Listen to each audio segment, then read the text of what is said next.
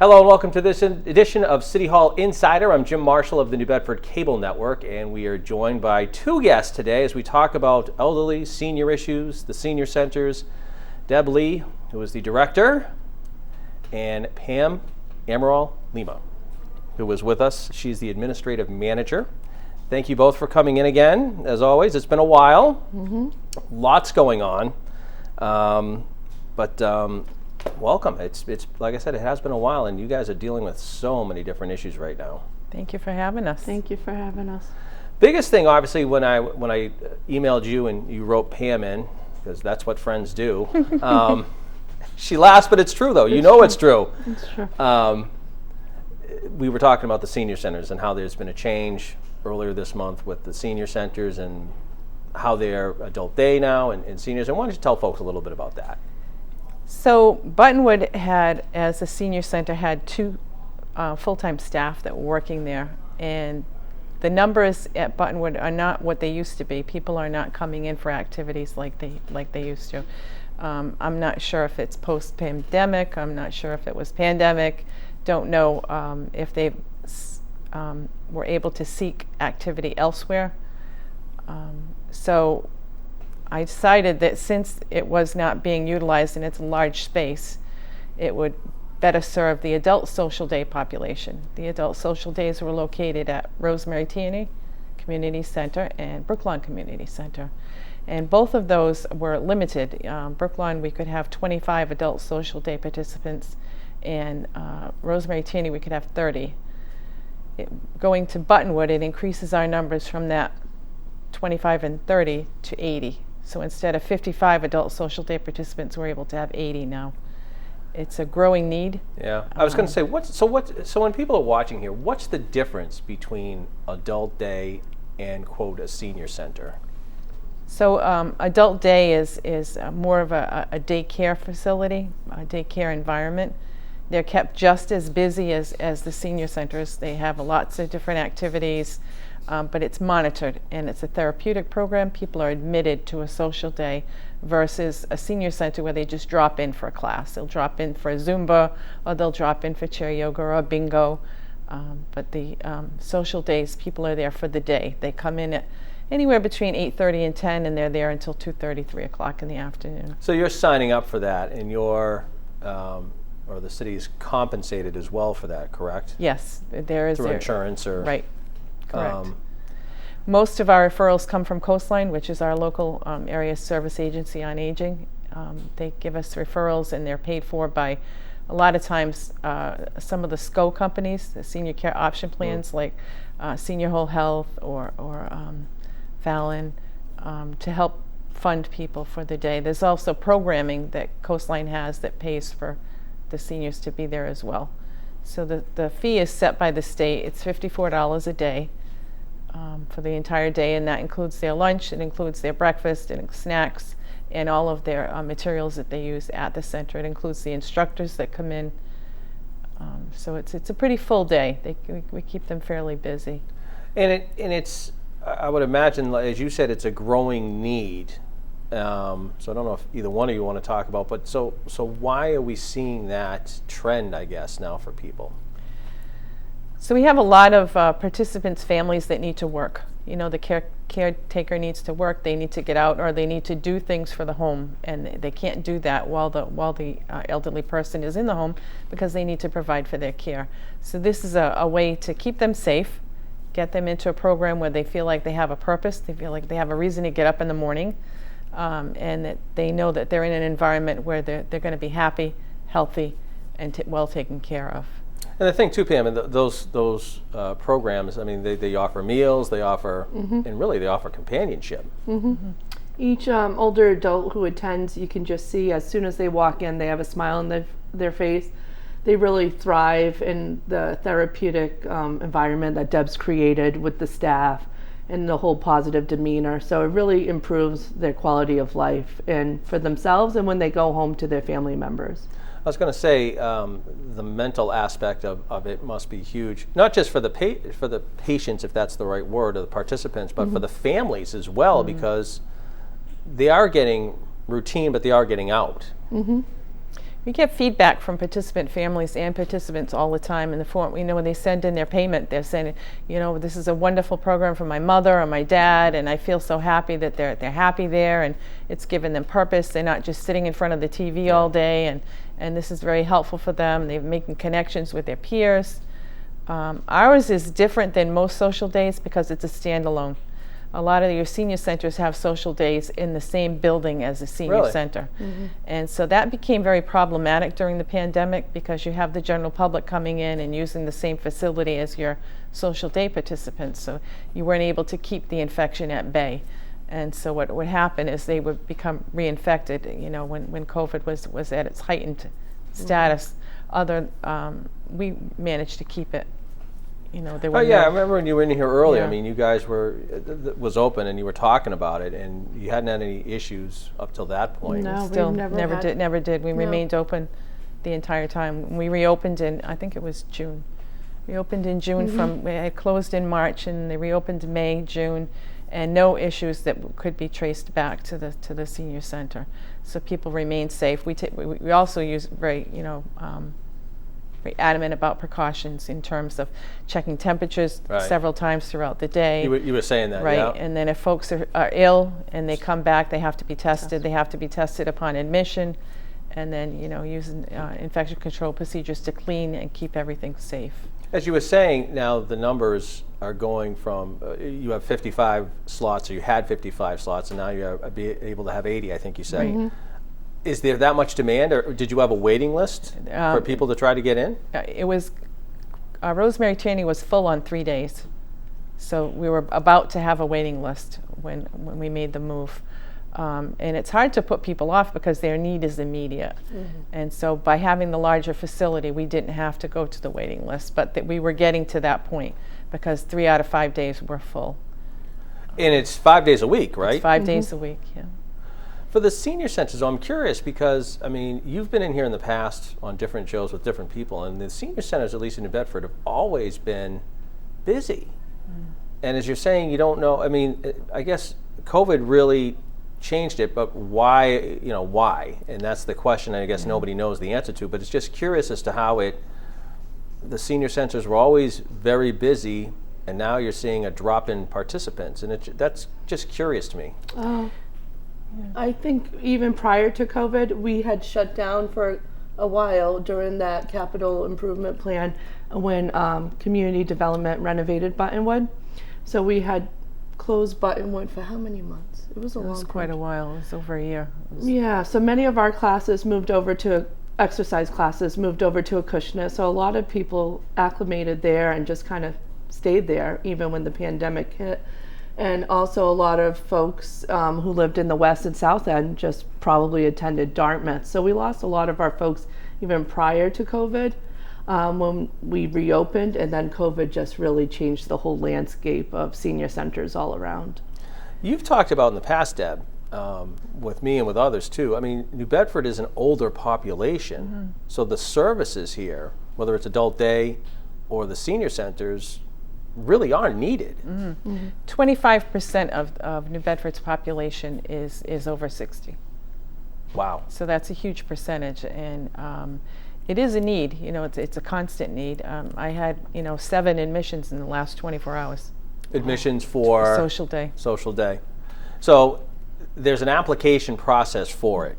Yes. And there's criteria, I guess, that constitutes how you get in? So there's an adult social day model and there's an adult day health model. We operate a social day model. It's not a medical model, which means that there is not a nursing person on staff. Therefore, people who come to this adult social day have to be able to use the bathroom on their own with cues, and they have to be able to take medication on their own outside of the program. So we don't administer any medication. We don't do hands-on assistance in the bathroom, and that's a state mandate. That's the difference between adult social day and adult day health. I think that even Pamela referred to even pre-pandemic, social days just senior centers just aren't as attended as they once were. It's not your mother's senior center anymore, where people would go in and hang out for the entire day. Yeah, but there's more activities now, though, Right. at senior centers. Right. That what you guys offer now Right. is far more than what my mother's generation would get. Right. They just come in for an exercise class. So if we have Zumba, they'll come in a couple minutes early, chat with their peers, and then take the class and then leave. Same thing for chair yoga. They come in for one event, strength and conditioning. The only time they sort of stay for a period of time would be bingo. They'll bring their lunch. Bingo's a competitive sport. Yeah, it's hands-on and it's busy. So that's probably the time they spend the most time at the senior centers, probably 1 to 3 hours. Is it a trend all over the place with senior centers? I mean, it's not what you're talking about. Just isn't New Bedford. No, it's everywhere. It's everywhere. It's just a different mindset. People, it's one-stop shopping. You know, I'll come in, I'll go to a Zumba class, I'll go to a yoga class, and this population of seniors are very health conscious, and so they will come in for those classes because they're important for their balance and their quality of life. And so they'll come in to take care of that, but then they're busy. They have other things to do, and they're up and out. We touched upon in the past. I mean, people are living longer. People are a lot of people are healthier than they were in the past. So these sort of activities are huge for people. I mean, you've talked in the past, Deb, about people have got to keep going mentally, physically. You've got to stay sharp. And I guess that's when you guys are developing plans. That's what you're looking at as to what are those activities that are going to take care of those things. That's correct. And even in the adult social day, ours is a little bit different than most because it's a therapeutic plan. So people who come in, they develop within the first 2 weeks that they're there, 2 short-term goals and 1 long-term goal to help them to maintain where they're at. And so that's really important to people, based on what their gifts are and what their strengths and weaknesses are, to be able to help them. And so when we first reopened now Brooklawn and Rosemary Tierney, we're taking a survey to see what would people like to have in those centers. Having the 2 centers now in the neighborhoods is a huge boost because we're able to offer twice the exercise that we were able to offer before. Instead of it just being at Buttonwood once a week, now it's at Brooklawn, it's at Hazelwood, Rosemary Tierney, and it's at the gym. So it's actually 3 times for some activity. And so they're getting more activity than they were before. How important is the mental activities for people too? I mean, you talk bingo, which is a mental thing, but I mean, you've talked about it. I mean, you've got to stay sharp mentally as well as physically. How do we incorporate that in the senior centers, or what we're talking about here? So they do a lot of cognitive type games, word search. You'd think that something as simple as a word search would not help, but it's helpful. It's helpful to do those things to exercise the brain, to be able to do crossword puzzles, and now the big thing is Wordle. People are playing Wordle and Jumble. Those type of games do seem to be popular with the older population. My mother did crosswords forever, but word jumble keeps you sharp. People tell me all the time, we put in our newsletter, The Young and the Rest of Us, I put a word search in there every month, and people love it. They look forward to getting that and figuring it out, and so it's very helpful to them. If you don't use it, you lose it, and so the more you can continue to use it, the better off people are. So when you talk about the 25% of the population in the city, how do you, as the organization, look to attract people to get people to come here and to do these activities? Because obviously you guys have tremendous success and what have you, and it's just, I guess, a matter of getting the word out. I think on a senior center level, the 2 of us, along with the assistant rec leaders, always look to promote health and wellness. And then we add educational programs, and we coordinate quite a bit with outside agencies like Coastline, our local ASAP, and other human service agencies to just promote fall prevention, healthy eating 101, simple things. Sometimes we'll have a physician come in and talk about diabetes and different workshops geared to helping them age in place. Have you seen a change in your careers about how people are at this point in their lives from, say, when you first started or whatever? Like you're saying, people are living longer and they've been more active. What is that? How does that translate, I guess, for what it used to be to what it is now. I mean, you've almost had to change the game, really. Yeah, it's not your mother or your grandmother's senior center anymore. It's a constant work in progress. It's always in flux. And so we have to be able to keep up with the times and keep up with the needs of the people, what their needs are. Mm-hmm. And so it's constantly changing. How's technology? How has technology helped or hurt you in the process? A lot of areas outside of New Bedford were much more ahead technologically than we are. So they were able to engage people on Zoom. They were able to engage people while they were home during the pandemic. We made phone calls. We called people and we kept in touch via the telephone.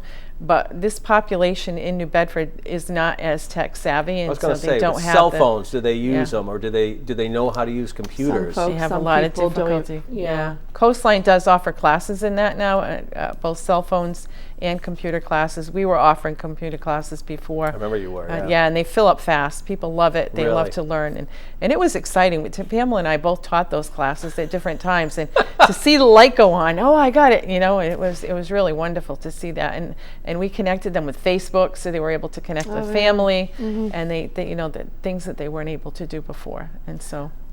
Well, if they're like me, they're still actually reading a newspaper and not looking at it on TV. Many of them.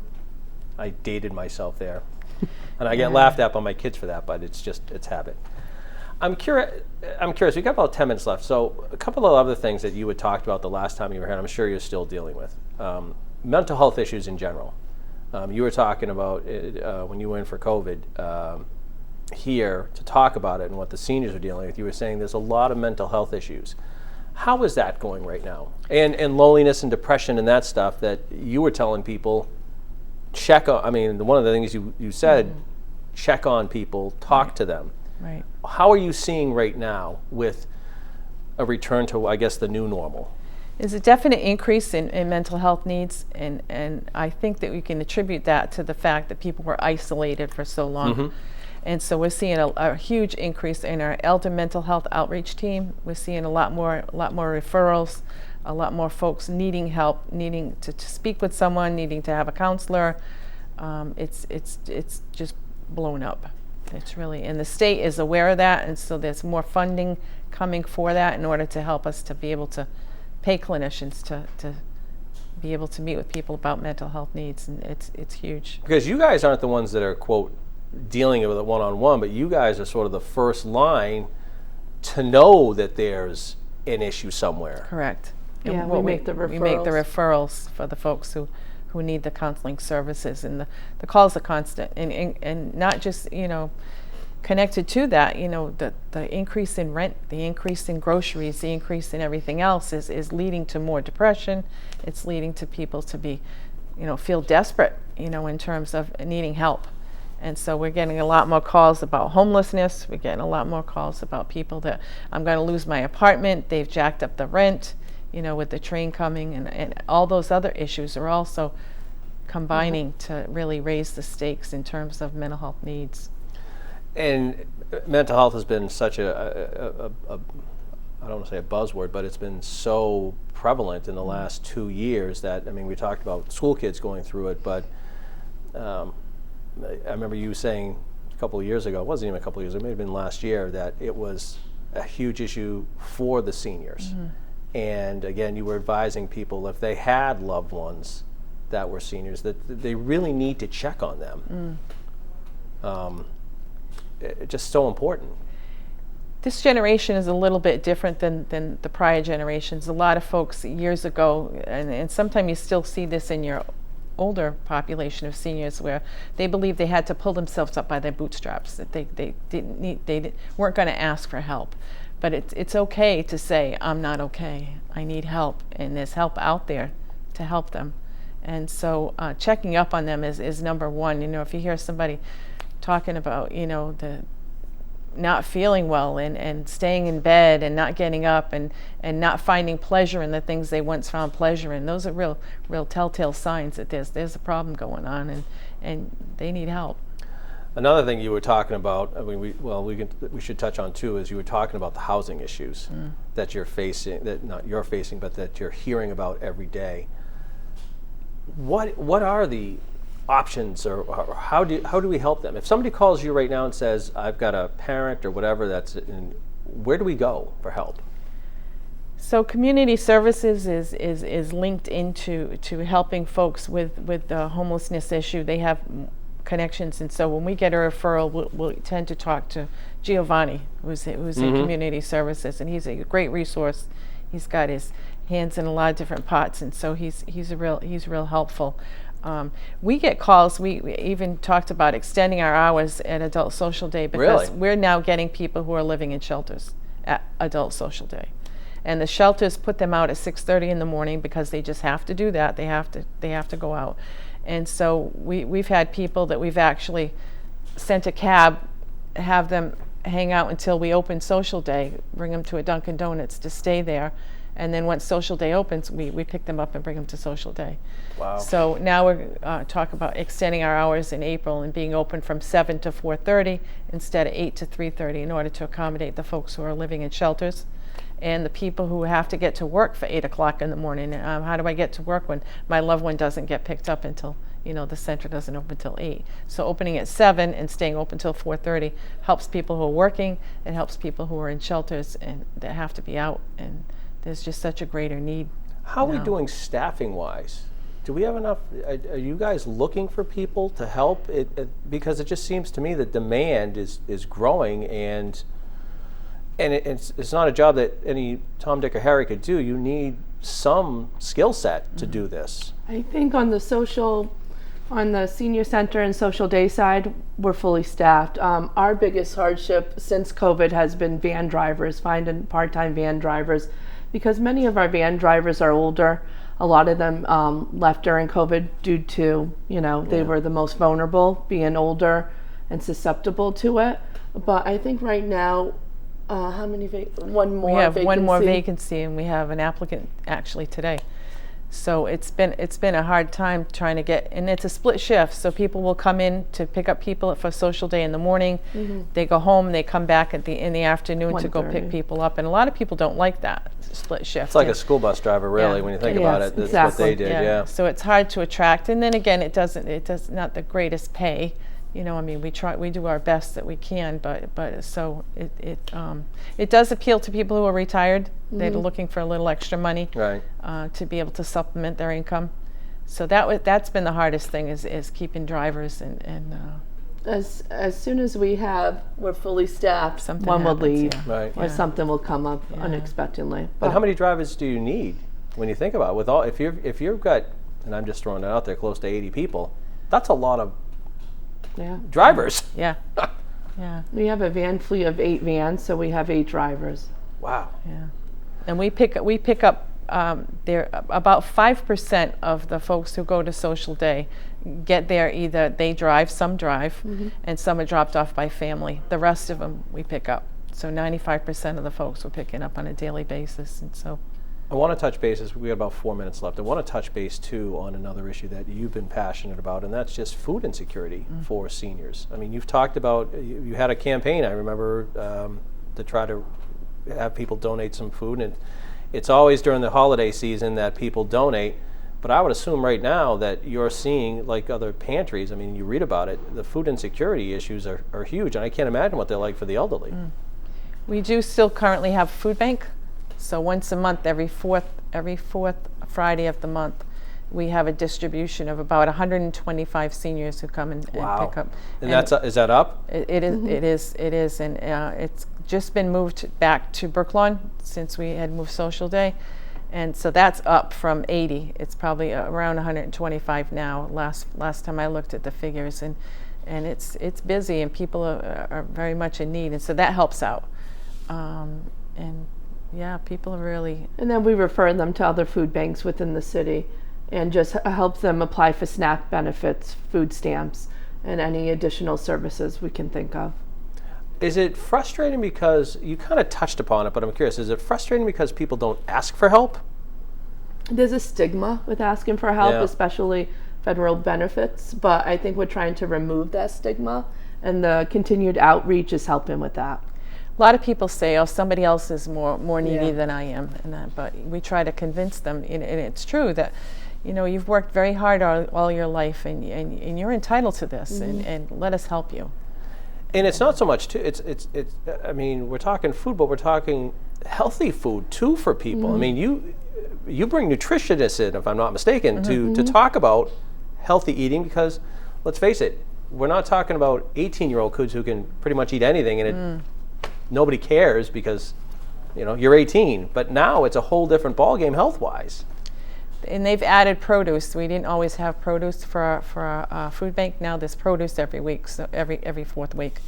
And so there's, you know, fresh carrots, there's fresh fruit, plus in addition to the can and other boxed items that come with that. But people are very glad to have it. They're very happy to have it, and it's definitely needed, and that grows all the time. So there's an application process for that. If they call the office, the office Receptionist will take down that information. Yep. For those who, well, quick question for both of you, actually. So as you look ahead right now, and we're heading into spring, what are some of the, what do you think is the biggest challenge or the biggest issue that you've got to address? I guess immediately, not long term, but that you're dealing with right now. I guess getting the numbers up in terms of the two different centers now, getting the word out that they're open, there's plenty of activity, and we'd love them to come by. We're working on getting meals at both of the centers. The meals actually start at Brookline this Thursday. Oh, wow. So they'll be able to go in and have a meal, and then Rosemary Tierney will be shortly thereafter, and that comes from Coastline because that's Meals on Wheels. That's like a lunch for folks. Yeah, lunch, yeah. And so when they come in and have an activity, they can stay a little longer and have lunch.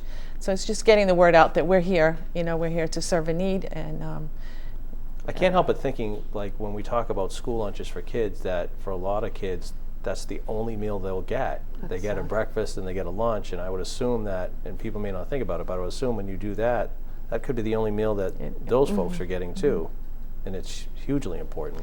And the people who get those meals at home too, with the people who get the meals at home, that may be the only person contact they have with people the entire day. Especially during COVID. Yeah. That was we had to do a safety check. Yep.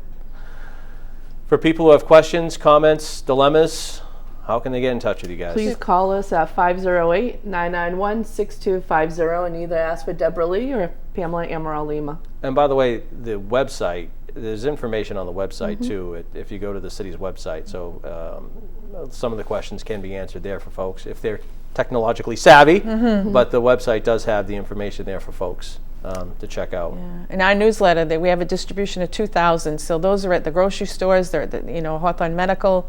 They're also online if they're tech savvy enough to find it online. It's great seeing you both. You Thanks too. for coming in. Lots Thank of you. information. Thanks for having us. It's good stuff. We appreciate it. It's always fun. That's going to do it for this edition of City Hall Insider. I'm Jim Marshall of the New Bedford Cable Network. Thanks for watching, and we'll talk to you again soon.